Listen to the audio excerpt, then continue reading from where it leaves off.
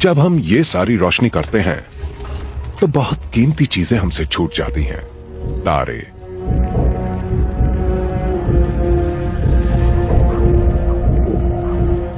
बहुत अरसा पहले जब रोशनी के लिए सिर्फ आग इस्तेमाल होती थी, तब तारों के साथ हमारा रिश्ता काफी करीबी था। हजारों पीढ़ियों तक हमने तारों को इस तरह देखा मानो हमारी जिंदगी उन्हीं पर निर्भर हो, और होता भी यही था। हम इंसान न तो उन जानवरों से बड़े थे, न ताकतवर और न तेज जिनसे हमारा मुकाबला था, मगर एक चीज हमारे हक में थी, हमारी दिमागी ताकत। और उसी की एक खूबी थी पैटर्न पहचानने की काबिलियत। हर रात हम तारों को देखते रहते थे और वक्त के साथ हमारे पूर्वजों को लगने लगा कि तारों की गति से पृथ्वी पर होने वाले उन बदलावों की भविष्यवाणी की जा सकती है जो या तो उसके लिए खतरा होते हैं या जिंदा रहने की उम्मीदें बढ़ाते हैं।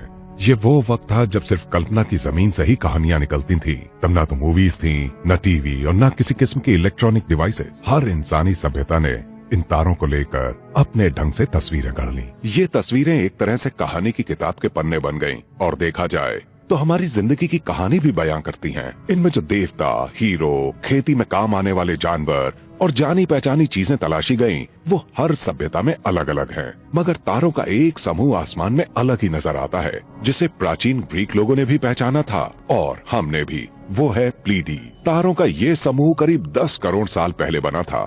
इसका हर तारा हमारे सूर्य से 40 गुना ज्यादा चमकदार है, और एल्सियोनी सबसे चमकदार तारा जो हमारे सूर्य से 1000 गुना ज्यादा चमकीला है। सदियों से प्लीडीज के जरिए पूरी दुनिया में लोगों की आंखें टेस्ट की जाती रही हैं। अगर किसी को उसमें 6 तारे दिख रहे हैं तो उसकी आंखों की रोशनी ठीक मानी जाती थी, और 7 से ज्यादा तारे देखने वाले को जंग या जासूसी के काम में लाया जाता था। ब्रिटिश आइल्स के प्राचीन केल्ट्स और ड्रुइड्स लोग तो प्लीडीज को भूत प्रेतों से जोड़कर देखते थे। साल के जिस दिन ये तारे आधी रात को आसमान में सबसे ऊपर पहुंचते थे, उस दिन माना जाता था कि मर चुके लोगों की आत्माएं धरती पर उतरती हैं। कहते हैं कि इस तरह वो त्योहार शुरू हुआ जिसे कभी सावीन कहा जाता था और अब हैलोवीन के नाम से जाना जाता है। हमारे पूर्वजों ने बहुत कमाल की कहानियां गढ़ी हैं, मगर वही तारों को हमारे सपनों की दुनिया में भी लेकर आए हैं। इन कहानियों के कुछ हजार साल बाद 3 कमाल के वैज्ञानिकों ने तारों की असलियत पर पड़ा पर्दा उठा दिया। तारे कई तरह के होते हैं। कुछ सूर्य जितने चमकदार होते हैं तो कुछ कम चमकीले। सबसे बड़े तारे सबसे छोटे तारों से 1 करोड़ गुना तक बड़े होते हैं। कुछ इतने पुराने हैं कि हम सोच भी नहीं सकते। उनकी उम्र 10 अरब साल से भी ज्यादा है, और कुछ तारे अभी पैदा हो रहे हैं। तारों के केंद्र में एटम्स के आपस में मिलने से रोशनी पैदा होती है। तारों के बीच में गैस और धूल के जो बादल हैं, उन्हीं से नए तारे पैदा होते हैं। नए पैदा होने वाले तारों का मास यानी आकार अलग अलग होता है। छोटे तारे सबसे बड़े ग्रह से ज्यादा बड़े नहीं होते, और बड़े तारों के आगे सूर्य भी बौना दिखता है। ओरायन बेल्ट के नीचे नेब्यूला में हाल ही में पैदा हुए तारे हैं, करीब 50 लाख साल पुराने, और ये अभी भी उसी गैस और धूल से गिरे हैं जिनसे उनका जन्म हुआ था। प्लीडीज के तारे भी अभी बच्चे ही हैं, करीब 10 करोड़ साल पुराने। इनके चारों ओर से गैस और धूल के बादल तो हट चुके हैं, मगर एक दूसरे की ग्रेविटी की वजह से ये बंधे हुए हैं। अगले कुछ करोड़ सालों में ये एक दूसरे से अलग होकर अपने अपने रास्ते चले जाएंगे और कभी पास नहीं आएंगे। बिग डिपर के ज्यादातर तारों की उम्र ज्यादा नहीं है, तकरीबन 50 करोड़ साल। जिन बादलों से उनका जन्म हुआ था वो उससे दूर जा चुके हैं, मगर हम उनका पता लगा सकते हैं। आगे चलकर वो मिल्की वे आकाश गंगा के आसपास फैल जाएंगे। मगर ज्यादातर तारा मंडलों में ऐसे तारे हैं जिनका आपस में कोई संबंध नहीं है। कुछ कम चमकीले हैं मगर पास हैं, जबकि दूसरे चमकीले हैं मगर दूर हैं। और हमारा अपना सूर्य कुछ ही प्रकाश वर्ष की दूरी से इसे दूसरे तारों के बीच ढूंढना मुश्किल है। वो रहा। हमारा सूर्य अधेड़ उम्र का है और अपने पैदा होने की जगह से काफी दूर आ चुका है।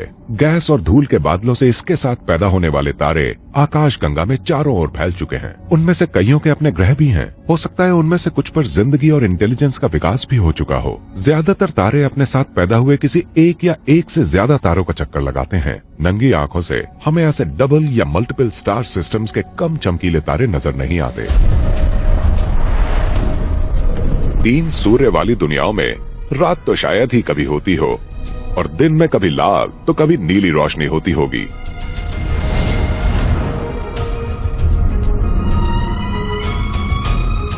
कोलैप्स हो जाना तारों की किस्मत में है। रात में आसमान में दिखने वाले सारे तारे 2 कोलैप्सेस के बीच में होते हैं। पहली बार तारों के बीच गैस के बादल कोलैप्स होने से तारे बनते हैं, और आखिर में चमकदार तारे के कोलैप्स होने से उसकी मौत हो जाती है। ग्रेविटी की वजह से तारे सिकुड़ते हैं जब तक कि कोई और ताकत बीच में नहीं आती। सूर्य दहकती गैसों का बहुत बड़ा गोला है। इसके केंद्र में बेहद गर्म गैसें सूर्य को बाहर फैलने के लिए जोर लगाती हैं। ठीक इसी वक्त सूर्य की ग्रेविटी इसे अंदर को खींचती है। हमारा सूर्य इन दो ताकतों के बीच एक संतुलन बनाकर चलता है। ग्रेविटी और न्यूक्लियर फायर के बीच ये संतुलन अगले 4 अरब सालों तक ऐसे ही कायम रहेगा। मगर सूर्य में चूंकि हाइड्रोजन की खपत होती है, इसलिए इसका केंद्र बहुत धीमे धीमे सिकुड़ता है और उसी अनुपात में सूर्य की सतह धीरे धीरे फैलती है। ये बहुत धीमे होता है, लाखों सालों में बस जरा सा ही फर्क आता है। मगर करीब 1 अरब साल बाद सूर्य आज के मुकाबले 10% ज्यादा चमकीला हो जाएगा। 10% शायद ज्यादा ना लगे, मगर उससे जो गर्मी बढ़ेगी उसका पृथ्वी पर बहुत असर होगा।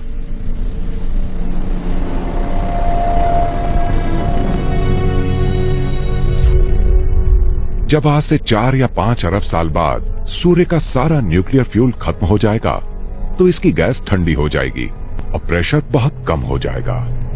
सूर्य का अंदरूनी हिस्सा बाहरी परतों के वजन को संभाल नहीं पाएगा और उसका टूटना शुरू हो जाएगा।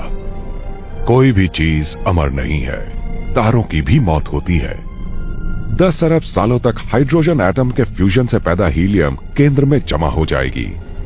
सूर्य के वजन को संभालने लायक न्यूक्लियर फायर खत्म होने से इसका केंद्र भी टूटने लगेगा और इतना गर्म हो जाएगा कि हीलियम के एटम्स में फ्यूजन होने से कार्बन और ऑक्सीजन बनने लगेंगे। सूर्य का केंद्र पहले से भी ज्यादा गर्म हो जाएगा। इसका एटमॉस्फेयर तेजी से फैलना शुरू कर देगा। अगले 1 अरब सालों तक ये अपने पहले वाले आकार के 100 गुने से भी ज्यादा बड़ा रहेगा और रेड जायंट स्टार बन जाएगा। आगे फैलते हुए ये ग्रहों को अपनी चपेट में लेगा। पहले बुध और फिर शुक्र,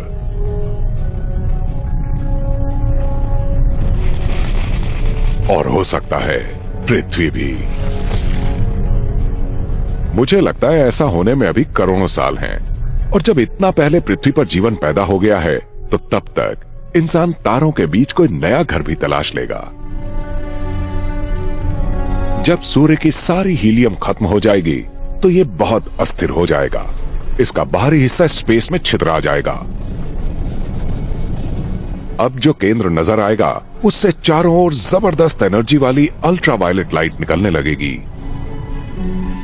एटम्स बेहद चमकदार रोशनी के साथ नाचने लगेंगे।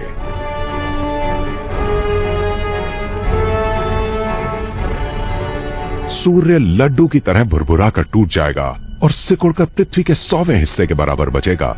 इस वक्त सूर्य इतना ज्यादा घना हो जाएगा, इसके इलेक्ट्रॉन इतने पास आ जाएंगे कि और सिकुड़ना मुमकिन नहीं रहेगा, और इसका जो बीच वाला चमकदार हिस्सा है, सिर्फ वही बचा रहेगा। ये एक सफेद बौना तारा बन जाएगा जो अगले 100 अरब सालों तक धीमे धीमे चमकता रहेगा। उस वक्त जो इंसान होंगे, वो इस बचे खुचे तारे को देखकर क्या अंदाजा लगा पाएंगे कि कभी ये कितनी जिंदगियों को रोशन रखता था।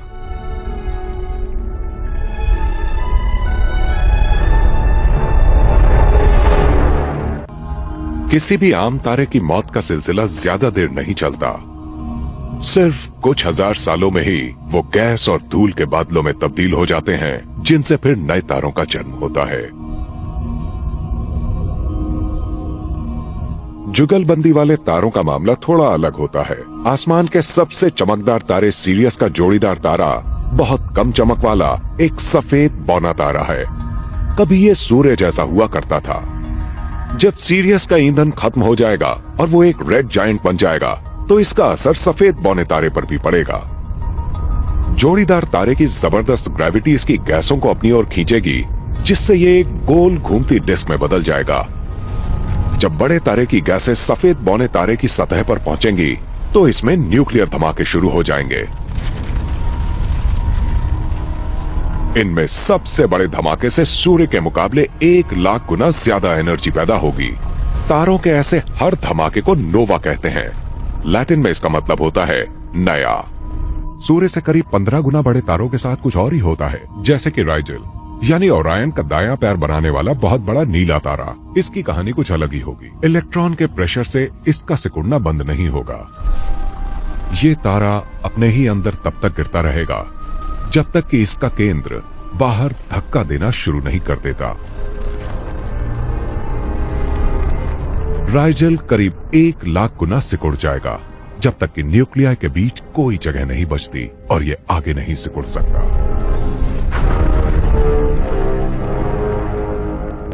उस वक्त इसमें और भी जबरदस्त न्यूक्लियर रिएक्शन होने लगते हैं और बनता है सुपरनोवा।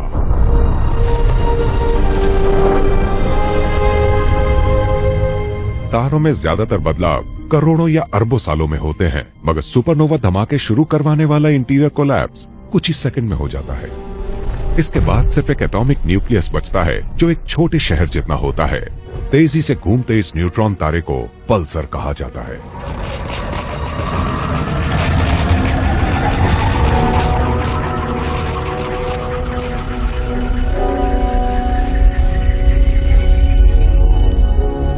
मगर सूर्य से 30 गुना से भी ज्यादा बड़े तारे का सिकुड़ना कोई नहीं रोक सकता, जैसे कि ओरायन की बेल्ट वाले तारे एल नीलाम के साथ होगा। कुछ लाख साल बाद जब एल नीलाम का ईंधन खत्म हो जाएगा तो यह भी सुपरनोवा बन जाएगा। अंदर को धंसते एल नीलाम का केंद्र इतना बड़ा होगा कि न्यूक्लियर फोर्स भी उसके सिकुड़ने को नहीं रोक पाएगा। इस जबरदस्त ग्रेविटी के आगे कुछ नहीं टिकता। ऐसे तारों की किस्मत बहुत हैरत अंगेज होती है। इसका कोलैप्स होना जारी रहेगा और ये उस सरहद को पार कर जाएगा जिसे इवेंट होराइजन कहते हैं। उसके आगे हम नहीं देख सकते। उस सरहद के पार जाते ही ये तारा पूरी तरह नजरों से ओझल हो जाएगा। ये ब्लैक होल के अंदर पहुंच जाएगा। यहां ग्रेविटी इतनी ज्यादा होती है कि रोशनी तक इससे बचकर नहीं निकल पाती। मगर एक बहुत ही अलग किस्म का तारा होता है जिसका अंत इससे भी ज्यादा नाटकीय होता है। ऐसा एक तारा हमारी आकाशगंगा में भी है। ये इतना ज्यादा अस्थिर है कि जब ये मरता है तो ये कोई नोवा या सुपरनोवा नहीं बनता। इसका अंत उससे भी ज्यादा भयानक होता है, हाइपरनोवा बनकर। हो सकता है ये नजारा हम भी देख पाएं।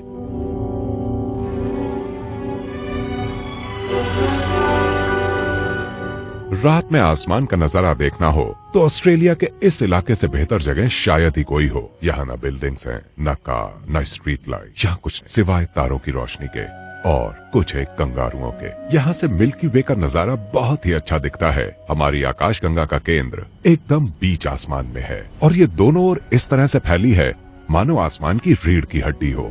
हमारी आकाशगंगा गोल घूमते आकार की है और जब हम मिल्की वे को देखते हैं तो इसकी गोल घूमती डिस्क के अरबों तारे नजर आते हैं। ऐसा नहीं है कि इस खूबसूरत आसमान में सिर्फ मिल्की वे के तारों की रोशनी ही हो, कुछ काले धब्बे भी हैं जो तारों की रोशनी रोकते हैं। ये धब्बे धूल की वजह से है। धूल रोशनी को रोक लेती है और धूल की यहाँ कमी नहीं है। ज्यादातर सभ्यताओं में इंसान ने तारों को मिलाकर आसमान में जानी पहचानी तस्वीरें बनाई हैं। इन्हें तारामंडल कहते हैं। मगर ऑस्ट्रेलिया के मूल निवासियों ने मिल्की वे के अंदर के अंधेरे में एक पैटर्न ढूंढा था। उन्हें उसमें एक ईमू दिखा जो इस महाद्वीप की एक बड़ी चिड़िया है। वो उन्हें तारों में नहीं, उनकी गैर मौजूदगी में दिखा था। रात के आसमान को कई तरह से देखा जा सकता है। हम करीब 10 लाख सालों से आसमान को देख रहे हैं और इस बीच काफी कुछ हुआ है। हमारी आकाशगंगा में सुपरनोवा धमाके करीब 100 साल में एक बार होते हैं। अगर हम उन 10 लाख सालों की उन सारी रातों को 1 मिनट में देख लें तो नजारा कुछ ऐसा होगा। हमारी आंखें अगर टेलीस्कोप जैसी होती, अगर उनका रोशनी अंदर आने वाला हिस्सा बड़े पहिए जितना होता और आंखें सिर्फ एक किस्म की रोशनी देखने तक सीमित न होती, इंफ्रारेड से मिलती लाइट वाली आकाशगंगा जिसमें सुपरनोवा के धमाकों से बाहर को फेंकती धूल के गुबार हैं, जो अनगिनत तारों के ऊपर किसी परछाई जैसे लगते हैं। करीब 7,500 प्रकाश वर्ष दूर हमारी आकाशगंगा के एक दूसरे हिस्से में बहुत बड़े पैमाने पर उठापटक चल रही है।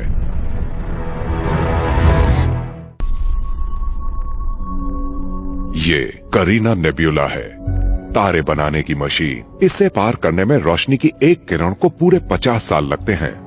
यहाँ पैदा होने वाले बड़े तारे अपने जबरदस्त अल्ट्रावायलेट रेडिएशन से आसमान की गैस और धूल को जला देते हैं। जब कोई बड़ा तारा मरता है तो उसके छोटे छोटे टुकड़े हो जाते हैं।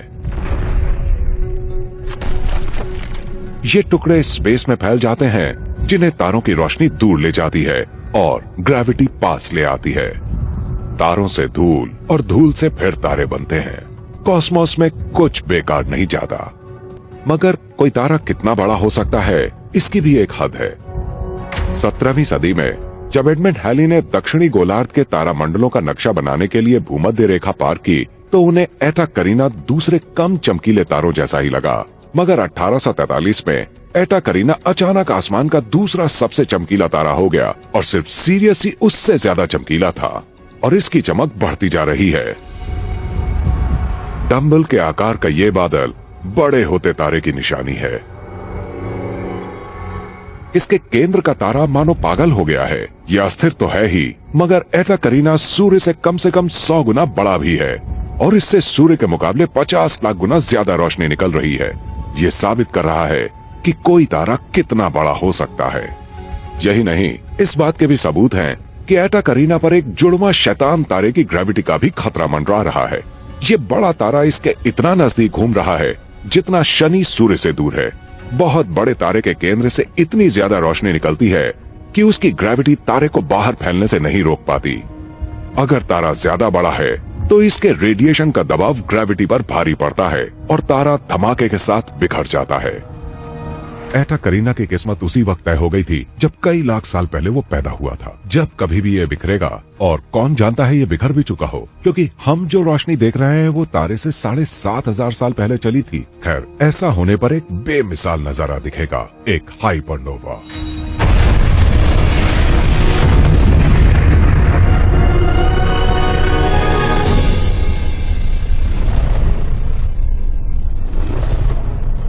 ये धमाका इतना जबरदस्त होगा कि हम इसे आसमानी आतिशबाजी भी कह सकते हैं। अगर उसके आसपास कोई ऐसे सौर मंडल हैं जिनके ग्रहों पर जीवन है तो उनके दिन बस गिनती के ही बचे हैं। हाइपरनोवा से स्पेस में बहुत ज्यादा रेडिएशन फैलता है, सिर्फ रोशनी नहीं बल्कि एक्सरे और गामा रे भी। और जो भी ग्रह इससे कुछ दर्जन या शायद सैकड़ों प्रकाश वर्ष दूर भी होंगे, उनके एटमॉस्फेयर बर्बाद हो जाएंगे और उनमें जानलेवा रेडिएशन फैल जाएगा। आसपास के हजारों तारों पर भी इससे तबाही फैल जाएगी। इस वक्त शायद आप यही सोच रहे होंगे कि हम पर तो खतरा नहीं है। अगर एटा करीना में धमाका हुआ तो पृथ्वी का क्या होगा? यकीन मानिए, यहाँ कोई खतरा नहीं है। याद रहे, हम एटा करीना से 7,500 प्रकाश वर्ष दूर हैं, किसी आम तारे का, और जिसमें धमाका हो रहा हो उसका रेडिएशन भी दूरी के साथ कमजोर पड़ जाता है। इसके बावजूद मरता हुआ एटा करीना आसमान में शानदार नजारा पेश करेगा। ये दक्षिणी गोलार्ध के आसमान को इस तरह रोशन कर देगा मानो एक दूसरा चांद निकला हो।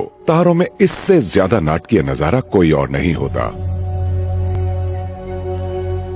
हमारे पूर्वज सूर्य की पूजा करते थे और वो बेवकूफ नहीं थे। सूर्य और तारों का सम्मान करना बेमतलब नहीं है, क्योंकि हम उन्हीं की संतान हैं। चट्टानों में जो सिलिका है, हवा में जो ऑक्सीजन है, हमारे डीएनए में जो कार्बन है, इमारतों में जो आयन है, गहनों में जो चांदी है, ये सब कुछ तारों में बना था अरबों साल पहले। हमारा ग्रह, हमारा समाज और यहाँ तक कि हम भी तारों की धूल हैं। दुनिया में जो भी होता है वो किसी तारे की एनर्जी की वजह से ही कैसे होता है। और एनर्जी क्या है? एनर्जी चारों ओर है। जब सूर्य के अंदर हाइड्रोजन एटम्स का फ्यूजन होता है तो उससे हीलियम के एटम बनते हैं। इस फ्यूजन से जबरदस्त एनर्जी निकलती है जो 1 अरब साल तक सूर्य के अंदर भटकने के बाद ही सतह तक पहुंच पाती है और वहां पहुंचते ही सूर्य से सीधे पृथ्वी तक पहुंचती है इस धूप की शक्ल में। जब ये धूप किसी पत्ती पर पड़ती है तो उस पौधे के अंदर केमिकल एनर्जी के तौर पर जमा हो जाती है। इस तरह धूप से रस तैयार होता है।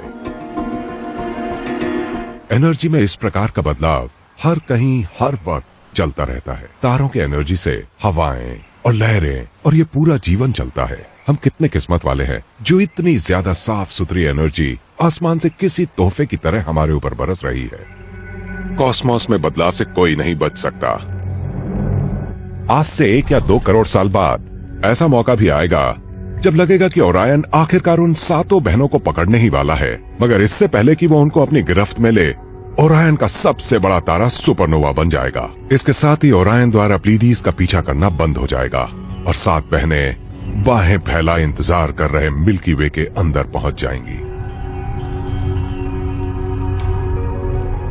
पृथ्वी पर हमें अपने इकलौते सूर्य के भविष्य की फिक्र है और ये जाहिर सी बात भी है। मगर आकाशगंगा में बहुत दूर एक तारे के चारों ओर घूम रहे ग्रह को एक अलग ही सुबह का इंतजार है। ये सनराइज नहीं बल्कि गैलेक्सी राइज है। ये वो सुबह है जिसमें 200 अरब सूर्य उगे हैं। पूरा का पूरा मिल्की वे उग रहा है। बहुत बड़ी ये कुंडली जिसमें आपस में टकराते गैस के बादल हैं, ठंडे होते तारे हैं, चमकदार बड़े तारे हैं, स्थिर और अधेड़ उम्र के सूर्य हैं, रेड जायंट्स हैं, व्हाइट डॉर्फ्स हैं, planetary nebula, supernovas, neutron stars, pulsars, black holes और ऐसी तमाम चीजें हो सकती हैं जिन्हें अभी खोजा जाना बाकी है। मिल्की वे में बहुत ऊपर मौजूद उस दुनिया को ये पता चल जाएगा, और जो हमारी दुनिया को भी पता चलना शुरू हो गया है, कि हम एटम और तारों से मिलकर बने हैं। हम जो कुछ भी हैं वो उसी बड़े और पुराने कॉस्मोस का बनाया हुआ है, जिसके हम बहुत मामूली से हिस्से हैं।